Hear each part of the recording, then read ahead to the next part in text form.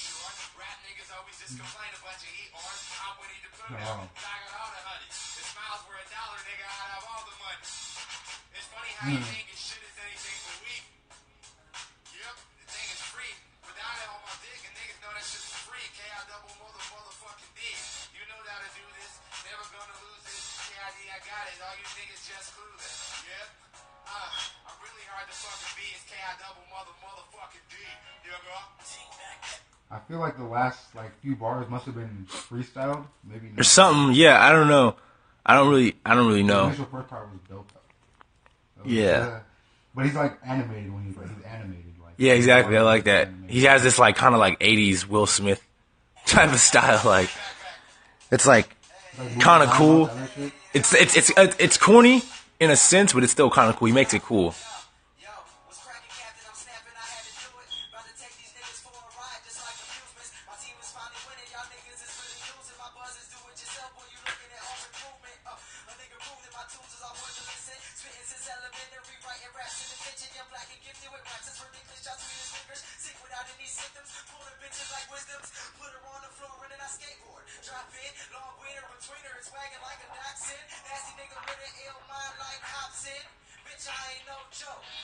Damn.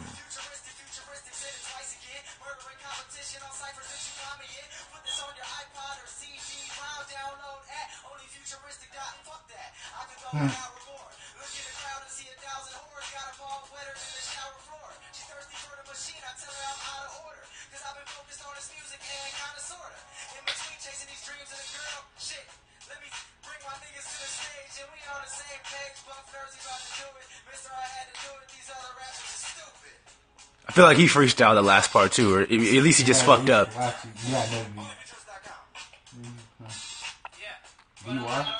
I don't really like this guy. He freestyled.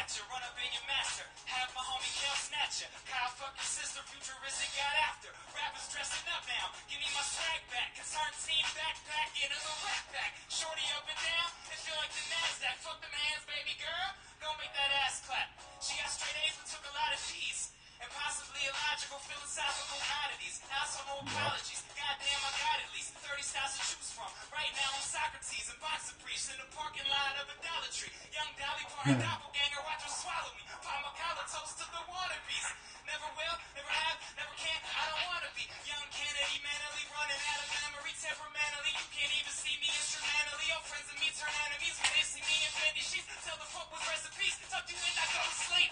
16, give a fuck about hoops. Give a fuck about you. It's just me and my dudes. Only showed up to rock the bells because I thought it was a fashion show. I'm about to flow, but I ain't no rapper though. I ain't no rapper though. See, I'm not gonna say I don't like him. I'm positive that was a freestyle. So I mean, it was cool for a freestyle, but I feel like he didn't really make logical sense with a lot of his bars. So if that was a written, I don't like it because he didn't make sense. That wasn't like philosophical oddities. I don't know like that. That was crazy. I don't know if he really wrote that. Like, I mean, if he freestyled that, I don't know how the fuck. But I don't know how you could write something so cohesive. Maybe I feel like part of it was a freestyle and part of it was written. Yeah, maybe. Maybe he had like a couple of the bars, like, cause some people do have some laid out, you know. Whatever. But back to Hanuman Allah, man. Just figured I'd hit you with a rando. Is this one gonna be on Ustream or? It's about to be on Periscope. Okay, fuck it. Yeah. I figured I'd hit you with a rando interview because you haven't gotten you yet, and I don't know when I'm gonna get another chance. So yeah, man. First question, I guess, would have to be, how long you been rapping? Late August, early September of 2010. Late August, early September. I mean, we used to freestyle all the time. I didn't like really freestyle. We would just fuck around. We were like I was like 10, 11 years old, but I didn't really like actually get into like.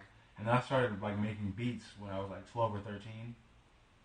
Yeah, like summer after I want to say 7th grade, I started making beats. But on Music Shake. Yeah, and I tried to like get Fruity Loops, but I could never find the crack for some reason. So I would just like make shit, but I couldn't save it. So, but I mean, mostly just Music Shake, but then I kind of fell out of that. Like I said, kind of got into writing raps and just like finding beats. So yeah. So like, who got you to want to rap? Who's like your biggest influences that got you to be like, yo, I think I could do this? I don't know. I guess like it's kind of, this is going to be kind of a long answer, but some of my favorite rappers like growing up obviously were like T.I., Ludacris, like Snoop Dogg, who else? Just kind of like the 50 Cent, you know. 50 Cent. I knew you because you had to say that one. I was about to be. If you don't say 50, we listen to him all the time. like E40, just like kind of like it was like a lot of mainstream artists, really. How would you say? Yeah, exactly. Up till we were like high school. It was a lot of like the gangster rapper type people, you know what I'm saying, and like just like the mainstream people and shit like that. Kind of growing up, where I feel like that was kind of what dominated the mainstream in the 2000s. So I didn't really like. It's not that I didn't want to rap. It's just like that kind of. I like listening to it, but that wasn't like my thing. I don't know. I just kind of didn't like. I guess I just didn't like. I didn't resonate with that lifestyle. You know what I'm saying? So that wasn't something I was gonna rap about. But then like I would say around when YouTube started becoming hot, and you could like go through like related videos and shit, I kind of started like discovering other rappers, and there's this whole underground people didn't know about, where like they're actually talking about shit.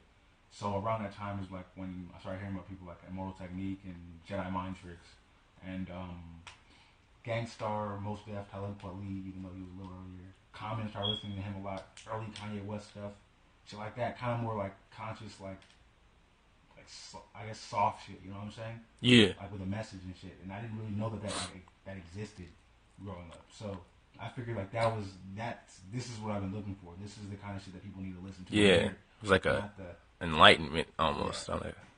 Exactly. Epiphany. Not this monotonous bullshit that's on the radio. So I kind of when I first started listening to shit like that, that's kind of what got me into wanting to do it. But at the same time, I still didn't start writing like that. I was always like, oh, dude, if I started writing, I know I'll be good. I just never did. But because I was always doing shit, you know what I'm saying? Like, I was hanging out with the homies, and even while I'm back home on leave right now, and I'm constantly doing shit. I never really have a lot of downtime. This is like the first time I've had downtime in a few days. So, but long story short, my mom kicked me out of my house, and we used to stay like right not even that far from here. She kicked me out of my house summer after junior year. It was August of 2010. She kicked me out, and I moved with my dad to Northern California, like near Oregon and Nevada, and that was like I was alone, dude. It was the first time I've ever been alone in my life. I've always had brothers. I've always had friends. family around. I've never been alone before. So that was the weirdest shit. I mean, I had my grandma, but she kind of left for a little bit. My dad wasn't around a lot at the house. He was kind of trying to like stay out of my hair and shit. So I was alone a lot of the time. It was weird as fuck being alone. So like, in a family full of fucking 4 kids, you know, mom always arguing with a male, you know, figure. It wasn't our dad. It was never our dad, but you know, like, living in a city too, like exactly in a city where there was always something to do.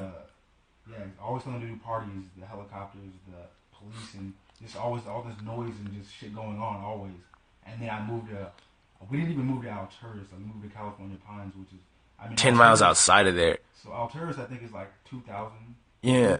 California Pines is like 150. Exactly. And it's crazy if you think about the fact that we really, before we moved there, we thought there was nothing to do. But moving there made us realize there really was, like, a lot, and there was nothing to do there. Like, there really was, like, watch TV, or I'm pretty sure what you're about to get into, rap. Yeah, exactly. Yeah, definitely. Yeah, exactly. I thought you were talking about there was stuff to do there. No. Yeah, I mean, here, like, it's like, oh, this place isn't that great. But, yeah, then leaving, going to a place like that, it was shitty. There was nothing. There's fucking deer walking around. The closest house is like a block away. Snow a mile high. Not a mile, but, you know. 6 feet of snow type crazy shit like that. It was weird, man. So, yeah, just kind of being alone, and the TV got boring. I didn't have a game system. All I had was an iPod. I had an iPod that I stole. I'm not going to say where I stole it from. But it was on the Greyhound from Salt Lake City towards Reno. I came up on a MP3 player, and my dad let me put some music on it. I had like 8 songs on that shit originally. And I want to say it was like Gangstar Above the Clouds, Immoral Technique, Beef and Broccoli. I know I had, what else? Industrial Revolution on there. Yep. I can't remember all of them. But I remember, yeah, like, I was just listening to the iPod, and eventually I just got bored one day. Like I said, I got bored of watching TV and shit. Had doing nothing. I was just sitting around, and I'm just listening to the songs, and I'm like, I'm going to try and write some shit. So I think the first song that I actually wrote to was Beef and Broccoli by Immoral Technique. And I think I still have it in my notebook somewhere, but I'm not going to perform. I don't even know the flow. You're going to spit that shit at some point. We're going to have you. Maybe not right now, but. I had a weird flow. So I'm not really even sure how I flowed it. Like, I have to, like, really, like, read it and, like, figure it out, you know? Yeah. I had a weird flow back then. But yeah, so. Actually, I think the very first ones that I wrote, I mean, maybe the very first one that I think I actually wrote it down, but the first few I actually just kind of typed it in my phone and shit. Because I tried the whole phone thing, but I remember I accidentally deleted all the notes, and that's when I started writing in my phone. I was like, fuck that shit up. Yeah. I gotta have them down in paper so I don't ever do that again. Yeah. That's what's up though, man. I feel like I'm the same way. Pretty much, you know, when I got there I had like, you know, a choice. And you had already been writing. I mean, I'd written a few times before I even got there, but then, like, you know, seeing you do that kind of inspired. Like, none of you guys ever had, you know, which is why I think I didn't continue to. Like, with seeing that you started to, like, it kind of just made me kind of want to and shit. But, so tell us about the name, man, Hanuman Olam. How'd you come up with that? This was, I already know, but. I've been writing for a little bit. And I didn't have a name yet. I still didn't know what my name was going to be. And like, we were in English class, in Mr. Reynolds' class, and we were reading out of like some notebook, and I had seen some picture of this like dope ass monkey statue, and I was like, oh. And I looked at the name and it said Hanuman, and I was just like, oh. And yeah, like what's it called? I remember when we were younger, like, we used to always get hella high, and we just like to say like weird, like random shit.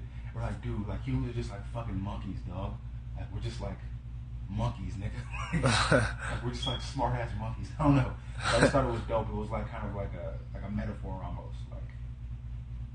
Like I'm an enlightened monkey or some shit, or like I don't know. Like, I don't know, bro. And then the old Lam had to come because I thought that like all rappers need a last name. So man, I don't even remember how I found it. It just, I think it means eternal or something like that. It actually happens to be Guru's middle name. It's Elam. Elam, but it's still the same meaning, just a different letter. So, yeah, maybe I'll change my name to Hanuman Elam. I think it was his last name. Was his middle name or his last name? Elam. Keith Elam. I forget his last name. Oh, damn. You sure it's not his... Maybe I'm wrong. No, Maybe it is. Fuck, I gotta Google it. Gotta Google it now. Get the phone out. But yeah, so I mean, I thought about like I have like other monikers that I go by that I don't really use. I thought Hound would be a good one. You know what I'm saying? Or like Manny Bars. Yeah, exactly. Yeah, you came up with like a couple little like, like side names for like Manny Bars. Like, but all rappers do that. I just figured that's something that rappers do. You know, what's his last name? Keith Edward Elam. Keith Edward Elam. Yeah, I thought it was his last name.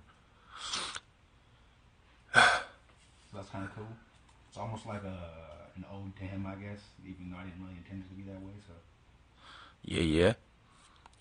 So tell us about some of the work you put out in the past, man. You have like what 8 projects out now? You're working on another one, right? I've written 10. The first 2 that I wrote, I didn't release anything of it. I mean, no, actually, the second one I wrote, I released a couple tracks off of it. But Like Trendsetter and No, actually, yeah, no. Hanuman Shalisa? That was from the third one. Yeah, the Hanuman Shalisa was supposed to be from the second one. No, actually, the Hanuman Shalisa was actually supposed to be from the first one, yeah. That was the only one that I recorded that was supposed to be for the first one. And then the second one was, what else? I recorded one for the second one, but I don't think I ever released it. Trendsetter, what? You never put out Trendsetter on a mixtape, though. Yeah, I know. That was supposed to be for what? Be for himself and shit. All right, let me start from the beginning. All the songs that I wrote, like up to like the Hanuman Shalisa, those were all supposed to be like the first one project, which was hella. Like, it was probably like 50 songs or some shit, and I didn't record any of them because my dad was like always doing shit. So, well, except we recorded the Hanuman Shalisa. So, the second one was during the summer, before I left to the military and shit. And I was just kind of like writing. Like I said, I was up in a small ass town with nothing to do. I really had nothing to do because I wasn't in school. My brothers were always gone. My grandma was always gone. My dad was always gone. So I was really alone again. And I was just like, I had a game system, but that got boring. TV got boring.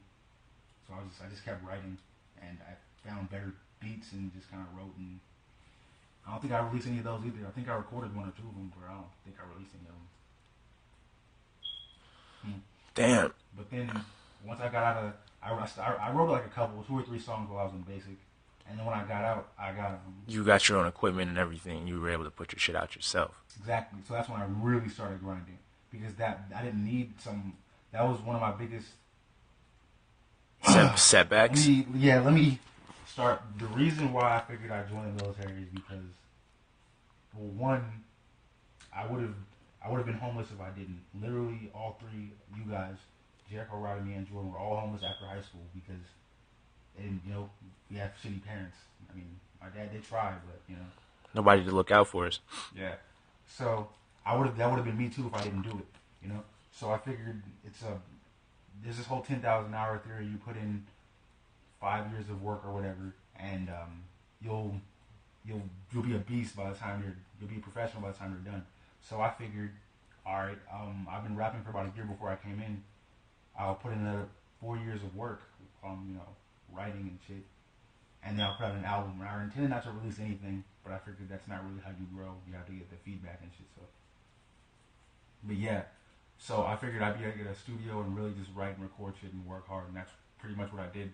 The second I got out of the basic, I ordered my studio, and I didn't know what I was doing at all at first, but I learned, and to the point where now I do pretty much know what I'm doing. Like I mix and master all my tracks and shit like that. So, but the first one that I wrote, that was shit that I was working all while I was in tech school. The Himself, that was the first one. That was all shit that I wrote while I was in tech school, and a lot of it dropped because everyone's fucking laggers. So, oh well. Yeah. But I mean, it was like 5 tracks. It was like an EP.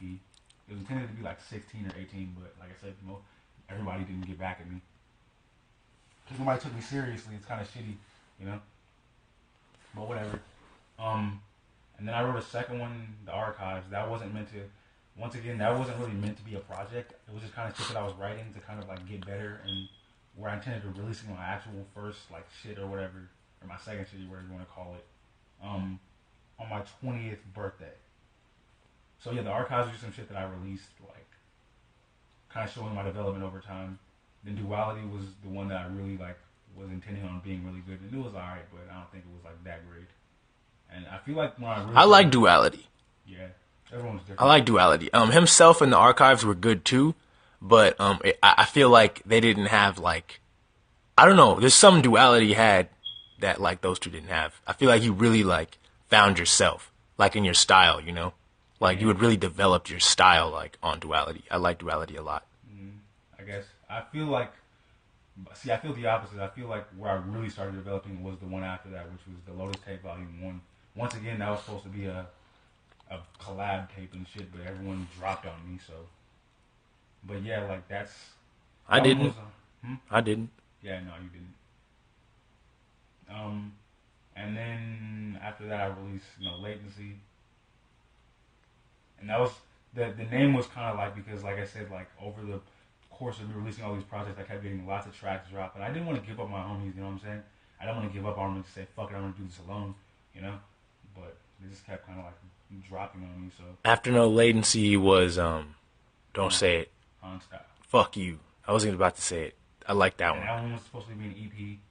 That's probably like my, fuck, I don't know if I want to say it's my favorite. Like, that's my favorite non-conceptual, outside of the Karma, Dharma, Nirvana series or whatever, like, that's probably my favorite. Like, I think Duality is my second favorite. And then, like, that's definitely my first. Like, even though it's so small, every track is, like, fucking bars.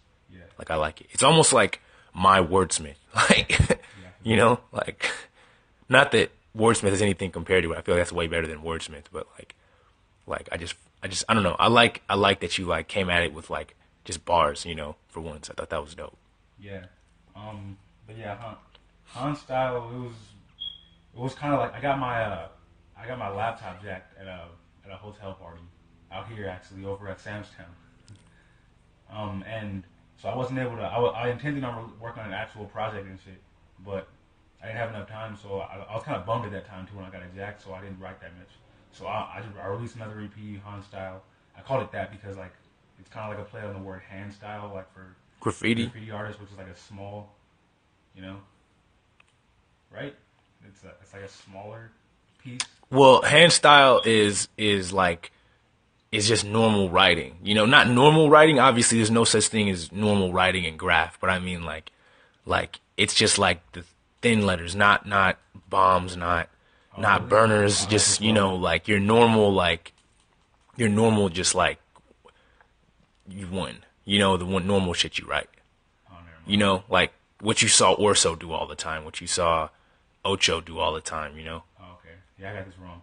I don't know that much. I mean, our brothers, Jericho and Rob, used to be big graffiti artists. What Jericho and Rod did most of the time, yeah, so that's their hand style. We kind of just learned all this shit from them, but I just thought it would be a dope concept, but I guess I got the meaning wrong, but whatever.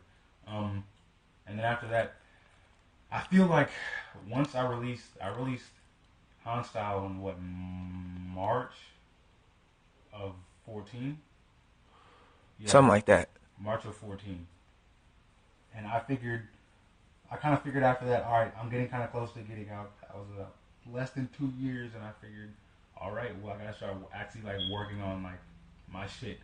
And so I figured I'm gonna do a series. So that's when I released the EP. Oh shit! I think I'm supposed to get up right now. Oh well. So I released the EP Karma for the series and shit like that on was it June 5th, 2014? Yeah, I think it was our birthday. Yeah. I worked on that for a few months. And then the next 6 months... No, wait. You couldn't release Karma on our birthday. Why? Because I did. you released the single... Oh, never mind. That was off Dharma. Wasn't Higher Power off Dharma? Yeah. But Never that mind. was earlier. That was like later. Yeah, I released the single off Dharma like a month. And even a month after I released the... Well, no. Because you released Higher Power like the day we founded actual Blue Lotus Entertainment or whatever. Yeah, yeah. Oh, yeah, huh? Yeah. No. But it was, a couple months after. Anyway, yeah, so then for like 6 months or so, or whatever it was, I was working on Dharma. And I released that December 1st, 2014. Yeah, and then I just started working on my actual album that I'm actually going to release like January 1st. No, actually, the first song I wrote was January 2nd. Actually, in this house, in this apartment, like over there in that room, I wrote the first track. But that one, I dropped that one. So. You're not gonna have it on the project? No, I changed the concept because originally it was gonna be 25 songs, and it was gonna be like an actual album with like a story album interlaced through it, if that makes sense. But it was like, nah, that's dumb. Yeah. So I dropped all those. I wrote like a couple tracks for the story, and I was just like, no, it's just stupid, and I wasn't feeling it. So, but yeah, I have like 9 tracks done for the album that I've written so far. I'm not gonna start recording it till I get my braces off, which is July 2nd. So, but the album itself, I originally intended to release it on the day I got out, but I figured that wouldn't give me enough time for promotion and music videos and shows and all that stuff. So, I'm actually gonna release it on May 18th, 2016. For sure. Yeah, supposed to be getting promotion on Anno Domini, so that'll be cool. Yeah, it's gonna be the first one where you're actually gonna put money into like promo and shit. It's gonna be on, it's gonna be promotion on AnnoDomini.com. There's gonna be I'm releasing it through Mondo Tunes, which like they release it through Interscope, so it's gonna be on iTunes and Spotify, Google Play, all this stuff. I'm gonna try to get it on Pandora because that one you actually have to submit it yourself. And yeah, dudes, I'm really working on it. This one's like, there's a lot more pressure on this than I've had any project, because I've had a lot of pressure on every project before this, but this one is even more because it's like I really like, this is the first actual shit that I'm releasing to the world type shit. You know what I'm saying? And I really want it to be good.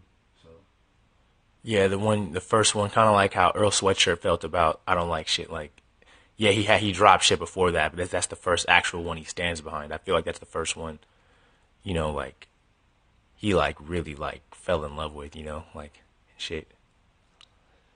Yeah, I haven't. My first album is gonna be Bodhi 3, but we're not talking about me right now. We're talking about you.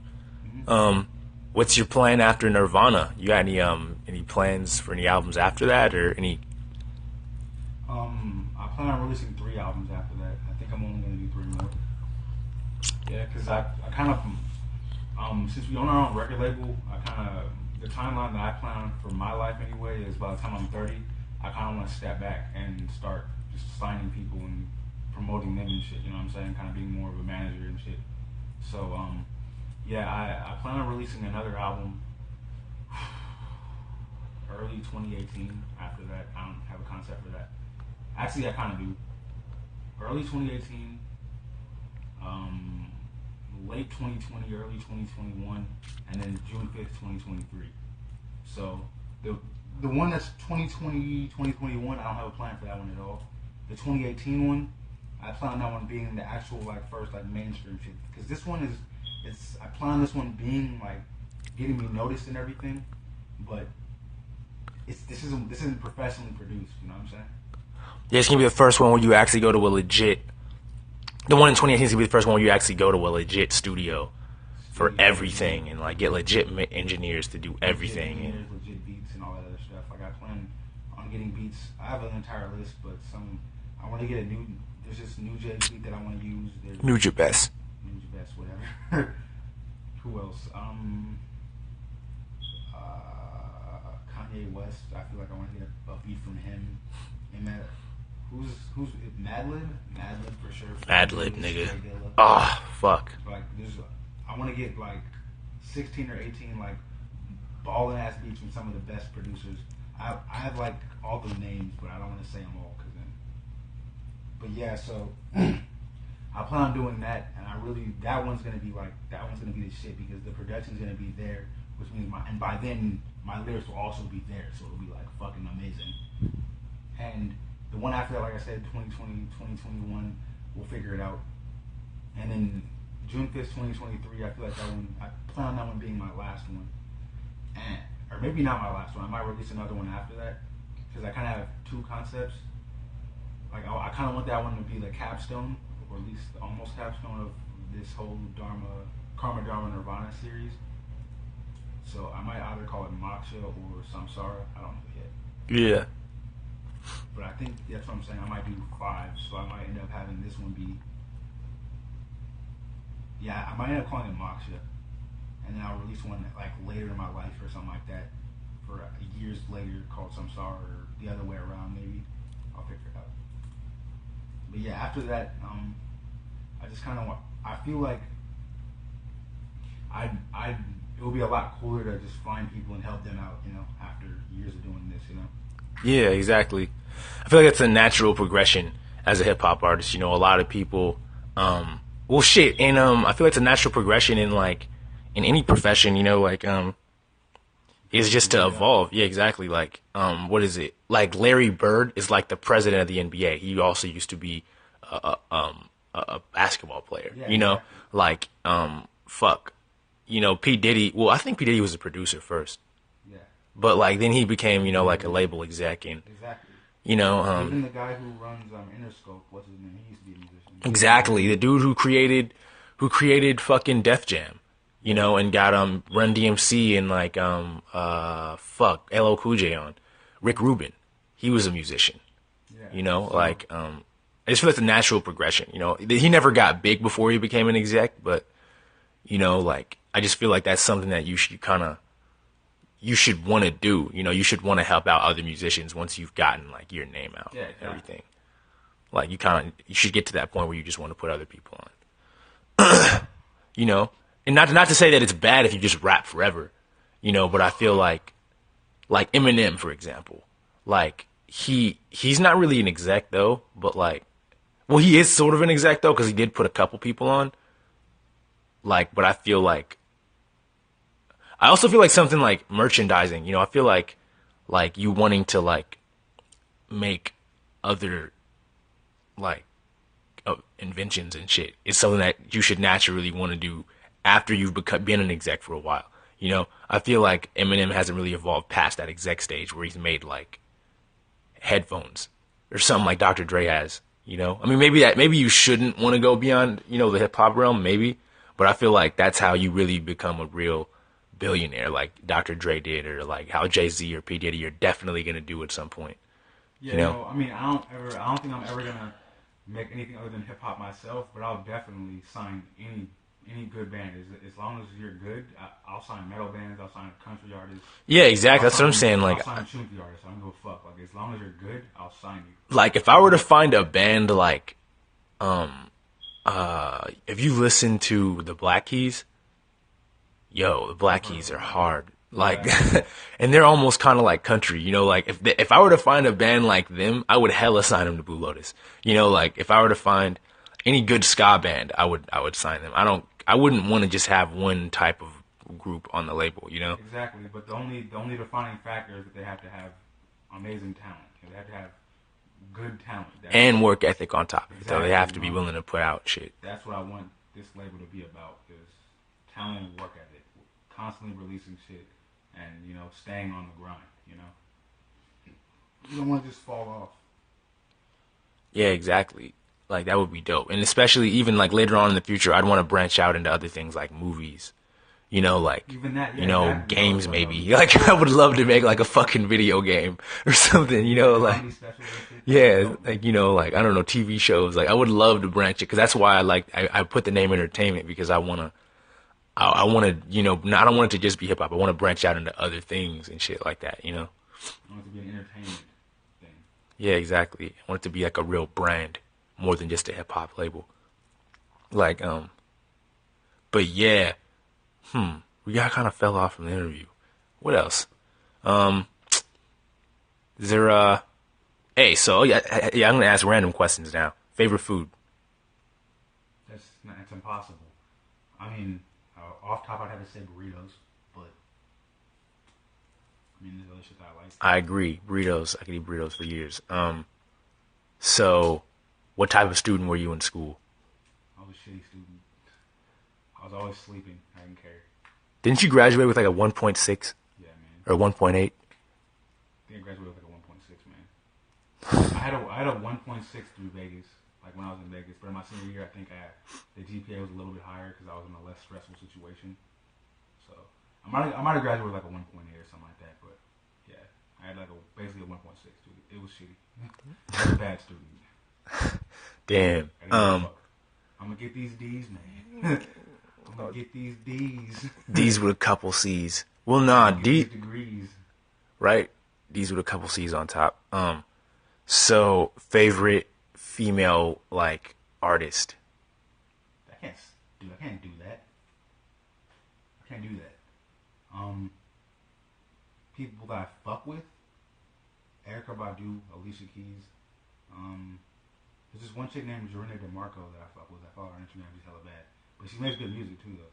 I guess she fucks with Wyclef. So who else? Fuck, I can't, because I'm gonna feel bad if I don't say any other names. You know what I'm saying? There's a lot that I fuck with. SZA's too. SZA's cool. SZA has a couple songs I fuck with. Cool. I fuck with her. She's gonna sing a song for me one day. Yeah. I don't know. I feel bad if I hate having to do that because I'm always gonna forget people. You know what I'm saying? Whatever. So like, if you could have one night with any famous female, I don't mean like a relationship. I don't mean like, like marriage or have a kid. If you couldn't get them pregnant, like, who would it be?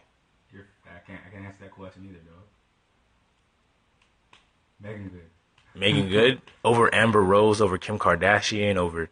Hell yeah. Damn. Have you seen her? Hell yeah. But she doesn't have as much body as either of them. She has body. It doesn't matter about having hella body. She has body, so that's all that matters. It's there, so... Damn. Plus they're kind of thoughts. They're kind of thotties. So, I kind of understand. Maybe Sophia Vergara, she's dead. Hey. And the daughter on Modern Family, she's bad as fuck too. I don't even know the daughter, but whatever. The older daughter, I forget her. I don't even watch that Sarah show. Hyland. I don't even watch that show. I used to watch it, but I literally only watched it because they were on there. I don't give a fuck about I mean, it was actually a funny show and shit, but yeah, I only watched it because they were on there. So, what else? What's some other random shit I could ask? Where you from, homie? Born in Oakland. Moved to LA like 6 months after we were born or something like that. 2 months. Whatever. We stayed Straight there. to Skid Row. We stayed there till we were about a year and a half old or something, about the time Jericho was born. We moved to San Jose where he was born. Then I guess we moved to Berkeley where Rodney was born. And then we moved back to San Jose. And then I think like back to Berkeley, like around and shit. Yeah. I think we moved back to Berkeley. And then we moved back to Oakland when we were like 5. Yeah. No, but we lived in Frisco too at one point, and we also lived in Stockton. Really? Yeah, we lived in. You don't remember that? We lived in Stockton at one point, and we also lived in Frisco for sure. Yeah. So I don't, and I guess we also lived in Long Beach during the time we were in LA. Yeah. So I don't really know the whole timeline because obviously we were real fucking young before we came here, but we moved around a shitload. Basically, in the 90s, we were nomads around California. Yeah. Around the Bay in LA, we were just fucking nomads. Homeless as fuck, living in cars, living in shelters, living in garages with family members, like. Yeah. And then we were 5, we moved over to this homeless shelter in Oakland, near Seminary International. Yeah, like right on. 50-something. Yeah, 57th, and it's right between 57th and 58th on International. It's called East Oakland Community Project. We went to the first elementary school that I went to. We went to a bunch of different like preschool and shit like that before that, but the first elementary school I went to in kindergarten was like something like Rosemary, like some shit like that. Yeah. And then Jordan didn't get enrolled until after me, so then he got enrolled into Lockwood, and then they transferred me so I could go with him. And yeah, Lockwood was ghetto as fuck. That place sucked. Wait, where did you go first? It was like Rose something. I forget the name of it, dude. Like Rosemary. Yeah, I know you went to a different one than me. Yeah. For a minute. For a little bit, exactly. And then you enrolled. But yeah, so we went to Lockwood. Lockwood was raw. We went there for kindergarten and part of first grade. Moved to Vegas in April of 2000. We went for the rest of first grade. We stayed over on Owens and Main. First place we stayed was the Old Shade Tree on the southeast corner of Owens and Main. I think that's abandoned now. Yeah. White building. And then we moved around a little bit around there. We moved to like MASH. That was on like Washington and Maine, I want to say. Yeah, it's torn down now too. And there was on Bonanza and the Rescue Mission, yep. Stayed in the Salvation Army for a little bit too. Yeah, the new shade tree wasn't even there when we first moved there. Exactly, that was being built still. It was just a dirt lot. Yeah, I know, right? I don't even remember what the fuck that was. But then what? Then we got an apartment. I want to say like July of 2000 or something. We moved to Cheyenne Woods. It's called Parkwood now. It is? Yeah. Yeah, moved over there, and number 137. Yeah. It was right on Cheyenne and Pecos. Yep. And we went to Lois Craig. That's where Jericho and Rodney first went to school too. Yeah, we'd gone to CP Squires when we were staying in Skid Row. That's right. Went to CP Squires. That was the first one. Yo, it was so weird. I always tell people this story, but I don't know if I might be tripping. Do you remember ever saying the Pledge of Allegiance at Lockwood? I don't remember it. I don't remember ever saying the Pledge of Allegiance at Lockwood because I remember so vividly when I first got to CP Squires, like, people going and lining up to say the Pledge of Allegiance before school started and me being so fucking confused as to what was going on. Like, maybe, I don't know if we were supposed to and everybody was just so fucking bad they didn't, like, or something. But, like, I swear to God, I don't remember ever hearing the Pledge of Allegiance at Lockwood. Yeah, I don't. Or ever before we went to CP Squires. Like, even if we did, like, I wouldn't remember it anyway. That would be such an insignificant memory. But it's because I remember being so tripped out by what was going on at that moment. Yeah. Like, I was just so tripped out. Everybody, like, you know, putting their hand over their heart and saying the words, like, perfectly. I was like, whoa. Like, one of the weirdest things for me moving to Vegas was that, all the Mexicans. Yeah, like, we lived in pretty much an all-black neighborhood, you know? A couple Asians. Yeah. We lived in pretty much an all-black neighborhood, so actually, like, we pretty much grew up around only black people. Like, every place we lived was pretty much all black people. So when we moved to Vegas, the first class that I was in was all Mexicans. Literally. Didn't you say there was, like, one white person? The one white person was my teacher. Oh, yeah. Never mind. The one white person in the class was my teacher. And all the kids were Mexicans. They were all, like, immigrants and shit. Or at least some of them were. Some of them barely spoke English. And they're all telling me, go back to your homeland. Go back to your country. Yada, yada. And, motherfucker, I was born here. Yeah. What? I don't know, man. Whatever, dude. So they were assholes to me, and then I asked to leave the class and go to your class because it was like harsh. And your class was a little more diverse. There was a few white kids, a few black kids. It wasn't that bad. So, and then I remember like all the kids in the Mexican class, they made like this. They like wanted to apologize to me. They made like a flyer or something like that and gave it back to me to apologize for being such a dick to me. Like it was stupid as fuck, but whatever. But then we moved to Cheyenne Woods, went to Lois Craig for a little bit, and we stayed there till I want to say August of 03. Yeah, those apartments were raw too. Desert Pines, we moved there on Cheyenne and Pecos, or Bonanza and Pecos. Yeah, right before we started 4th grade, we moved over to Desert Pines on Bonanza and Pecos. Yeah, something like that. And we stayed there for a little bit. Went to Del H. I got expelled from. We went to Orange K. Gregson first, and then we went to Del H. I'm sorry, I'm getting this whole timeline mixed up. It's all like so much shit going on, so much shit happening. Like, went to. Gregson was pretty raw too for an elementary, but like, nigga, like Del H was when we really got like a taste of like what the real world was like. Like around that time, is when our parents divorced and shit for good. Like Dad was always in and out when we were younger, but he left for good. For good, that was when he first left for good. 10, 11, around 6th grade. So 5th, 6th grade. So yeah, Del H was pretty raw. I got expelled from Del H in 6th grade for bringing a BB gun. I just wanted to show it to one of my friends. Fucking janitor's bitch ass snitched on you. Yeah, that's whatever. That was years ago. That was like 10 years ago. That was over 10 years ago. Yeah. That was like 10 years ago. That was over 10 years ago when I think about it because it was in 05. So, yeah, something like that. So yeah, but yeah, dude, like, but yeah, that's where I met one of my good friends, Danny, at that time, over at Morris. Then we got evicted. And that was like around the time too, like when the Black and Mexican wars had really started. Yeah, that was. You know, when we were in 6th grade. Kids getting shot and shit like that. And stabbed over skin color. Fucking 11, 12 years old. It was a big like war, I guess. I wasn't there because I went to Morris at the time. But it was like a big war between Black and Mexican kids at Del H. I want to say towards the end of the school year, and like, yeah, man, I remember the day after that, I came back to my house and I saw like this Mexican kid with like his face like cut up and his mom was all angry, yada yada, all this other shit. You know what I'm saying? And it was just a really bad time, man. Like it was a really riled up time at that neighborhood.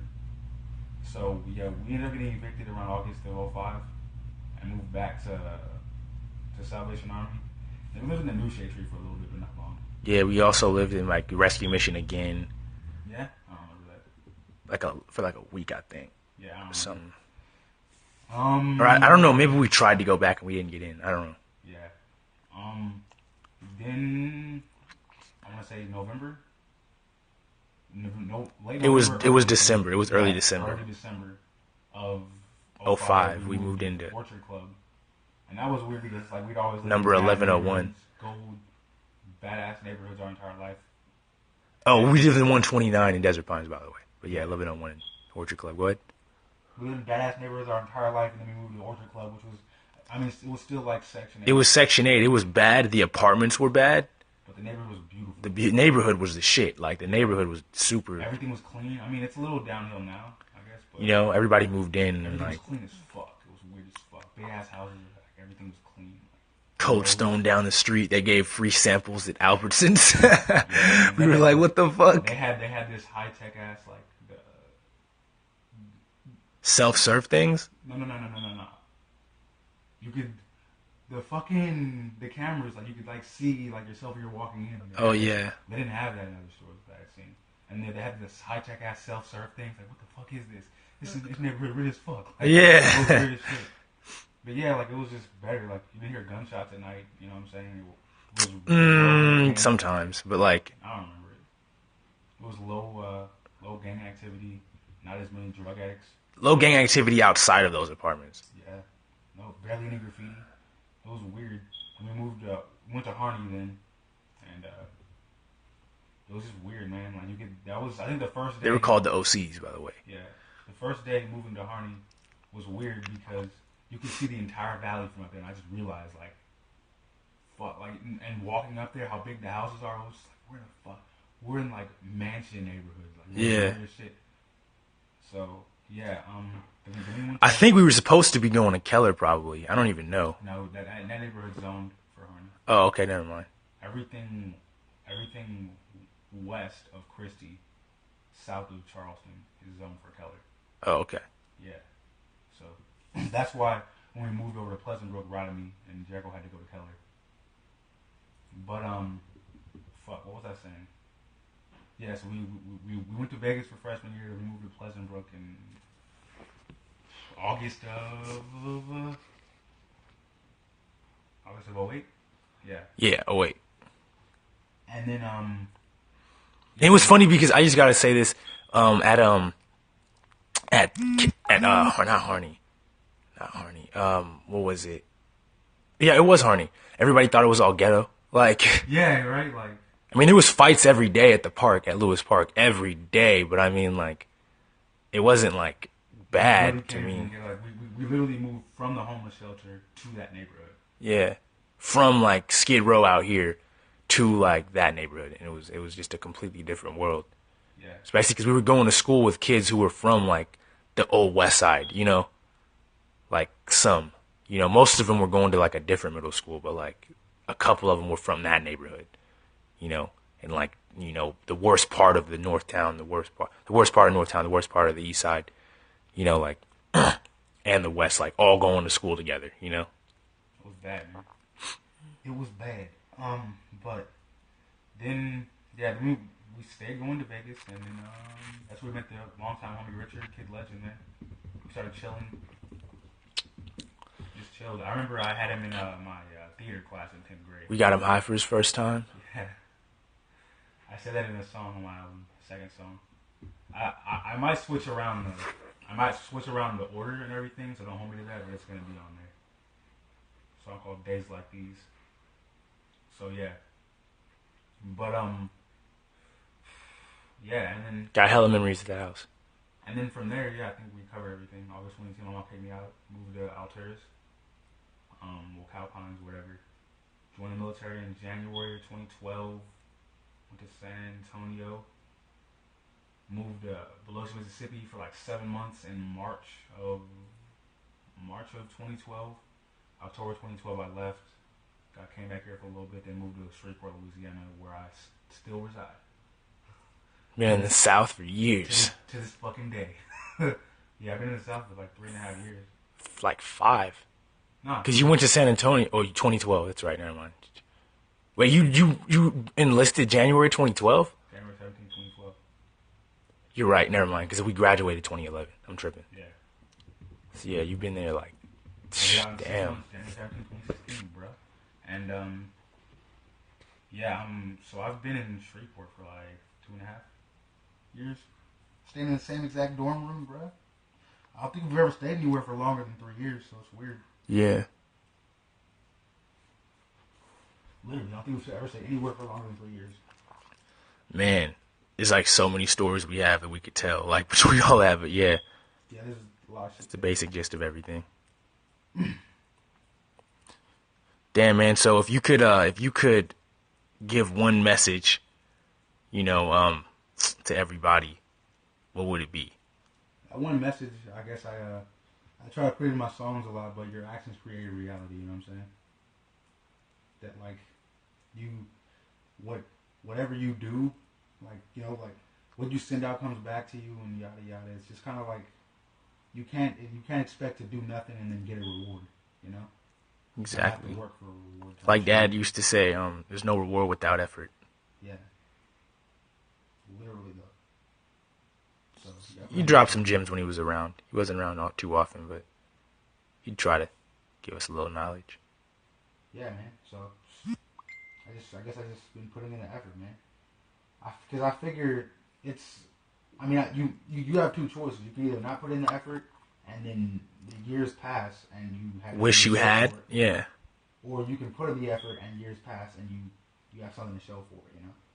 Either you could. No matter what, there's gonna be something. If you don't put in the effort, somebody else will. Exactly. Like I saw this Jim Carrey little interview or whatever, speech or whatever yesterday, where he's like, the one thing I learned from my dad was that you can fail at what you don't want to do, so you might as well, do what you love. Like, because I guess he said his dad could have been a comedian, but he like tried to get a safe job as an accountant. He ended up losing that job when Jim Carrey was 12, and so they had to like really try to work on, them surviving. And that was from him trying to be safe, trying to make sure he could provide for his family, take the easy route, and it fucked up for him. And he said that just really made him realize, like, shit, I could fail at something I don't even want to be fucking doing. So like, you might as well take a chance on what you love. Makes a lot of sense. Yeah. But I'm stable, dude. Like we're on our own record label now. We found on August 11th, 2014. And I plan on going to college when I get out, and continue making songs, release the album, 2016, and just move from there, dude. You already have a small fan base. Now it's just about growing it, and I know once people know my name. People know your name. People know your name more than they know me because I'm not right now. But once I get back out here and I drop this album, I'm gonna be known because like I said, I'm getting so much promotion and backing behind it. That it's gonna be no choice. Hell yeah. That shit'll be raw as fuck. Damn, man. So, I think this is going on a little long. Fuck it. I guess nice talking to you. And hopefully we get some more in soon. Anything you want to say before you go? Hanuman, Eastside Las Vegas, nigga, what's up? Peace. You got any Twitter handles, any Facebook handles, anywhere you can hear your music? Twitter at Romo Levi, Facebook Hanuman Olam, Instagram JKRTJRS. Yeah. Bandcamp Hanuman 1. Hanuman Olam 1. Oh, I think maybe it's Hanuman 1. I don't know, dude. Bandcamp. It has a 1. Bro, just go to my SoundCloud because I think I have links to all that shit on my SoundCloud. SoundCloud Romeo Love 65. SoundCloud Romeo Love 65 for sure. Damn. All right then, man. Well, nice talking to you then. Peace. Late.